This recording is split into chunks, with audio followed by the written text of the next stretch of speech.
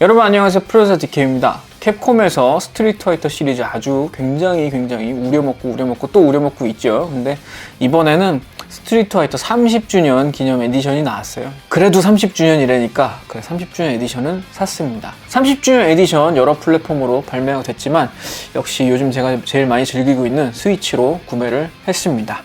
근데 여러분들이 뭐 많이 아시고 많이 즐기셨던 스트리트 파이터 2로부터 30년이 됐다는 얘기는 아니고요. 스트리트 파이터 1으로부터 30년이 됐다는 얘기니까요. 게임에 들어가 보시면 스트리트 파이터 1, 2 하이퍼 파이팅 버전, 슈퍼 스트리트 파이터 2, 슈퍼 스트리트 파이터 2 터보, 그리고 스트리트 파이터 알파 2, 알파 3, 그리고 스트리트 파이터 3의 세컨드 임팩트, 3의 서드 스트라이크, 이렇게 해가지고 총 12가지 게임이 들어있습니다. 사실 아무도 이걸 12가지로 느끼시진 않을 것 같고 정말 캡콤이 우리에게 얼마나 우려먹었나를 볼 수 있는 히스토리가 되겠습니다. 물론 캡콤이 저희한테 우려먹은 건 있지만 스트리트 파이터 2가 게임 역사상 뭐 한 획을 그었던 작품이고, 저의 그 10대 시절, 그러니까 스트리트 파이터 2가 제 중학생 때 나왔어요. 저의 10대 시절에도 한 획을 그은 작품이기도 하고요. 저는 잘하는 편은 아니고요. 그냥 그렇습니다. 그런데 문제가 막상 제가 이걸 구매를 해가지고 좀 즐겨볼까? 오랜만에 스트리트 파이터 2 다시 좀 해볼까? 했는데 문제가 이놈의 그 조이콘으로는요, 제가 잘 못해서도 있겠지만 조이콘으로는 기술도 잘 안 먹히고, 스트리트 파이터는 버튼이 6개가 쓰여야 되잖아요. 근데 여기 버튼이 4개밖에 없다 보니까 이 강펀치 강킥을 요 L 아래다가 할당을 해놨어요. 이게 예전에도 이 슈퍼 패미컴 시절서부터 가정용 게임기에 이식하면서 요 LR 버튼에다가 강펀치 강킥을 할당해놓고 이랬었는데, 막상 이게 스틱 쪽은 어떻게 해본다고 해도 이 강펀치 강킥이 여기 할당되어 있는 거는 진짜 너무 불편했습니다. 물론 집에서 가정용 게임기로 하시는 분들도, 격투 게임을 많이 즐기시는 분들은 스틱을 별도로 사지 않습니까? 그래서 저도 스트리트 파이터 30주년을 제대로 즐겨보자 하는 생각에 스틱을 구매를 했습니다. 8비토는 예전부터 그 레트로 게임기 디자인으로 해가지고 그 무선 조이패드 같은 걸 많이 내놨던 회사지 않습니까? 거기서 N30 아케이드 스틱이라는 걸 내놨어요. 이게 아쉽게도 국내에는 정식 발매가 되지 않아서 직구를 할 수밖에 없었는데요. 실물 스틱은 이렇게 생겼습니다. 일단은 제가 왜 이 스틱을 사게 됐냐면요, 현재 시점에서 닌텐도 스위치를 지원하는 무선 조이스틱은 몇 가지 되지 않습니다. 이게 무슨 말이냐면, 저도 깜짝 놀랐는데 이게 원래 조이콘이 그 블루투스 연결을 하고 있잖아요. 그래서 저는 스위치에는 아무 블루투스 조이스틱이나 연결이 다 되는 줄 알았어요.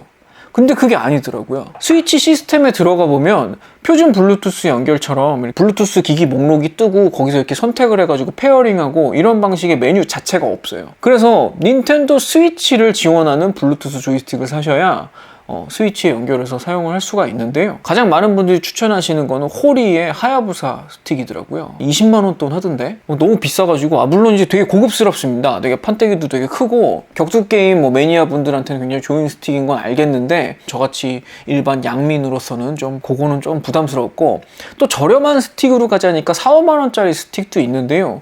그런 애들은 딱 봐도 안 사고 싶게 좀 생겼더라고요. 못생겼고, 제가 왠지 예전에 그 중국산 굉장히 저렴한 스틱들을 사가지고 이런데 막 마감도 굉장히 나쁘고 되게 저질 느낌이 팍팍 나는 그런 경험을 했던 적이 여러 번 있어가지고 그거는 좀 사기가 좀 싫더라고요. 그래서 열심히 검색을 해보니까 그나마 믿을만한 브랜드에서 나온 스틱이라고는 이 N30 조이스틱 하나밖에 없었습니다. 가격은 80불 정도 했어요. 그래서 뭐 아주 저렴한 스틱보다는 한 3만원 돈 정도를 더 얹어주기는 했지만 그래도 실제로 사용을 해보니까 저는 꽤 마음에 들었습니다. 이게 이런 스틱 사셨을 때 연결법이 따로 있더라고요. 그거는 같이 한번 보여드리겠습니다. 스위치 시스템상에 컨트롤러 메뉴에 가보시면 체인지 그립 오더라는 메뉴가 있습니다. 여기 들어가면 이제 새로운 이 컨트롤러들을 연결할 수가 있는데, 이 스틱은 기본적으로 이제 닌텐도 스위치에만 사용을 하는 게 아니고 이제 PC 같은 데도 사용을 할 수가 있어요. 그래서 스위치 모드를 들어가야 되거든요. 연결할 때 스위치 모드를 들어가려면 설명서에 보니까 Y 버튼과 스타트 버튼을 동시에 누르면 이게 스위치 모드로 켜진다고 그래요. 그래서 두 개를 딱 누르면요,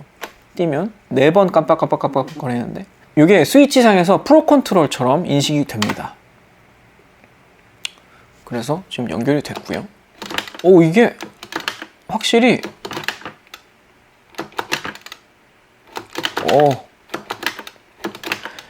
확실히 이게 조이패드로 하는 거랑은 차원이 다릅니다. 이 스틱으로 바꾸면서 게임의 난이도가 저한테는 확 달라진 느낌이 들어요. 이겼습니다. 게임 안 죽었잖아. 졌다. 이 조이콘으로 하던 거랑 이 스틱으로 하는 거는 완전히 게임이 다른 느낌이 되네요. 확실히 이게 스트리트 파이터 같은 이 격투 게임들은 스틱으로 해야지 제대로 이제 기술도 넣고 뭐 여러 가지 할 수 있을 것 같아요. 그리고 이 스틱 같은 경우는 그 조이콘에 있는 이 홈 버튼이 없지 않습니까? 이 홈 버튼은 뭐 특정 버튼이 없는 대신에 아래로 내리면서 셀렉트 버튼을 누르면 홈 버튼 역할을 한다고 해요. 그래서 이걸로 홈 버튼 대신한다 라는 거 말고는 뭐 특이점은 없고요. 그리고 여기 보시면 X 인풋, D 인풋 이런 것들이 있는데, X 인풋은 요거는 윈도우에 연결할 때, D 인풋은 안드로이드에 연결할 때, 뭐 이런 모드 전환 버튼이 있고 터보 버튼이 있어가지고 슈팅 게임 같은 거 할 때 터보 버튼 역할을 뭐 해주기도 합니다. 저 같은 경우는 이 스틱을 그 격투 게임에도 많이 사용을 하지만 이렇게 오락실에서 많이 했었던 1945, 저는 슈팅 게임을 이렇게 주로 스틱으로 하는 게 훨씬 좀 재미있더라고요. 그리고 이건 여담인데, 여러분 그 스위치로 게임할 때요, 제가 좋았던 점 하나가 뭐냐면, 이런 1945 같은 게임에 보면 디스플레이 세팅에 들어가면 90도 회전하는 모드가 있어요. 그래서 90도 회전해놓고 스위치 화면을 이렇게 세워놓고 이런 걸로 게임하고 하면은 뭐 화면이 뭐 아주 만족할 만큼 큰 건 아니지만 그래도 그나마 좀 뭐 재밌게 슈팅 게임 할 수 있는 것 같아요. 그래서 구매를 고려하시고 계신 분들한테 이 스틱을 좀 소개를 해드리자면, 저 같은 경우는 사실 이 디자인이 아주 마음에 들었어요. 이 디자인 어디서 많이 보신 것 같지 않습니까? 익숙하지 않습니까? 옛날에 그 NES, 그러니까 북미판 패밀리 있죠? 우리나라에는 현대 컨보이로 소개됐던 그 NES의 그 패드 디자인을 오마주해서 만든 그런 제품이 되겠습니다. 검빨과 요 빛바랜 회색의 요 조화, 요 디자인이 되게 좀 추억의 디자인이어가지고 저는 되게 좋았고요. 8비토가 그동안 많은 그 게임 관련 기기들을 만들어왔던 회사다 보니까 그냥 이런 뭐 외관의 마감 같은 경우는 굉장히 깔끔해요. 왜 저렴한 것들 사보면 이렇게 엣지 같은 데가 깔끔하지 않거나 어디 이런 데 뭐 좀 걸리는 부분이 있거나 그렇잖아요. 그런 부분은 전혀 없고 굉장히 스탠다드하게 마감도 잘 돼 있는 그런 조이스틱이 되겠습니다. 바닥면에는 이렇게 밀리지 말라고 고무 받침이 있어가지고 이렇게 뭐 제가 스트리트 파이터 한다고 막 흔들어대도 전혀 밀리지 않고 잘 쓸 수 있었고, 그리고 이건 취향마다 좀 다를 수는 있는데 기본적으로 이 사각 가이드가 들어 있습니다. 그래서 사각형 모양으로 이렇게 가이드가 들어 있어가지고 격투 게임 굉장히 고수분들은 이게 무각 가이드라고 해가지고 이렇게 둥글게 이렇게 빙글빙글 잘 돌아가는 걸 더 선호하시던데, 이렇게 사각 가이드가 저는 어느 위치에 이게 키가 들어갔나 이걸 정확하게 알 수 있어서 저 같은 경우는 이 사각 가이드가 있는 게 제 기술 넣기가 더 좋더라고요. 대부분의 조이스틱은 이게 뚜껑 열어보면은 그 가이드는 교체를 할 수 있게 돼 있어요. 그러니까 뭐 사각 가이드가 싫으신 분은 사각 가이드 빼버리고 사용을 하시면 되겠고, 스틱 같은 경우는 뭐 산화 스틱 뭐 이런 것처럼 고품질이라고 할 수는 없지만 그냥 이 짤깍짤깍 그냥 표준 수준의 조이스틱이 들어가 있는 것 같습니다. 저도 예전에는 막 좋은 거 써보겠다고 막 산화 스틱으로 막 갈고 뭐 이렇게 해가지고 사용도 많이 해봤었는데요. 그렇게 저는 뭐 고급 스틱으로 바꾼다고 해가지고 제가 크게 뭐 실력이 나아지거나 뭐 그러지는 않더라고요. 다만 아쉬운 거는 이 짤깍짤깍 소리가 지금 마이크에는 어떻게 들어가는지 모르겠는데 짤깍짤깍 소리가 이렇게 작지는 않아가지고 야밤에 제가 그 회장님 몰래 게임을 한다던가 이런 거는 불가능할 것 같습니다. 이 짤깍짤깍 소리, 이 버튼 소리 하면은 바로 잠 안 자고 뭐 하는 거냐라고 회장님이 달려나올 것 같아서. 그리고 이 버튼도 취향마다 좀 다르실 수 있는데 제가 느끼기에는 이 버튼이 눌려 들어가는 깊이가 좀 얇은 게 좀 맛이 좀 덜 나는 것 같아요. 버튼이 요거보다는 좀 깊게 눌려야 저는 맛이 더 날 것 같은데 눌리는 맛이 조금 아쉽다는 정도? 근데 버튼도 스틱과 마찬가지로 여러분이 원하시면 뭐 바꿔서 쓰실 수 있는 거니까 이런 사이즈 같은 거는 다 표준 사이즈거든요. 근데 제가 생각하기에는 80불 가격에 이 정도면은 꽤 괜찮은 스틱인 것 같아요. 제가 그동안 플레이스테이션이나 뭐 다른 게임기에 샀던 스틱들은 그래도 10만 원은 다 넘었었는데 80불에 뭐 이 정도 퀄리티면은 저는 나쁘지는 않은 것 같아요. 그리고 일단 무선이잖아요. 스위치 지원하고 뭐 PC 지원하고 안드로이드 지원하고 맥 지원하고 뭐 그런다고 하니까 아쉬운 거는 이제 플스4까지 지원을 한다고 하면은 아주 완벽했을 텐데 플스4는 또 라이센스 문제가 있으니까 또 같이 안 됐겠죠. 아무튼 스위치에 연결할 수 있는 조이스틱이 그렇게 선택의 폭이 넓지가 않아요. 아주 저가형이든가 막 호리 하야부사 같이 아주 비싼 거든가 아니면 이거 이게 딱 중간이어가지고 저는 이거 샀거든요. 너무 저퀄리티로 가고 싶진 않았고, 그렇다고 호리 하야부사를 사기에는 엄청난 격겜 고수 뭐 이런 것도 아닌데 오바라고 생각했고, 이게 뭐 디자인적으로나 그냥 퀄리티나 딱 그냥 적절하다, 적정선이다 라고 생각이 돼가지고 구매를 했습니다. 저는 아까 말씀드린 것처럼 요 스틱이 조금 짤깍짤깍 시끄럽다, 요게 조금 하나 아쉬운 점이기는 한데요. 이게 또 요거 좀 조용히 해보겠다고 예전에는 뭐 구리 접점 스틱, 무소음 스틱 이런 걸로 바꿔서 써보기도 했었거든요. 근데 그 구리 접점 스틱 써보신 분들은 아시겠지만 조용한 대신에 수명이 짧습니다. 네, 유지 관리가 좀 어렵다는 단점이 있습니다. 아쉽지만 낮에만 해야 될 것 같습니다. 아니요, 회장님 안 계실 때만 해야 될 것 같아요.